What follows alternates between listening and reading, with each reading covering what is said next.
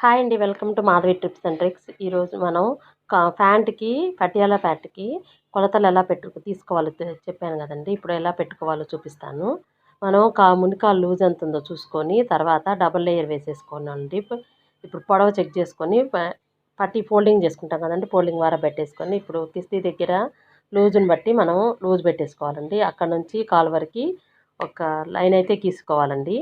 గీసుకొని cut చేసుకొని తర్వాత మనకి మిగిలిన ముక్క ప్యాంట్ మీద వేసేసుకొని దానికి సరిపాను క్రాస్ ముక్క ఇంకో లేయర్ ముక్క వేస్తాం కదండి, ఆ లేయర్ ముక్క కరెక్ట్గా కట్ చేసుకోవాలి. ఎక్కువ తక్కువలు ఉంటే మళ్ళీ స్కేల్ సహాయంతో మళ్ళీ కట్ చేసుకుంటే నీట్గా వచ్చేస్తుందండి. తర్వాత కిస్తీ దగ్గర డౌను కొంచెం క్రాస్ తీసేస్తే మనకు పట్టేసినట్టు ఉండదు.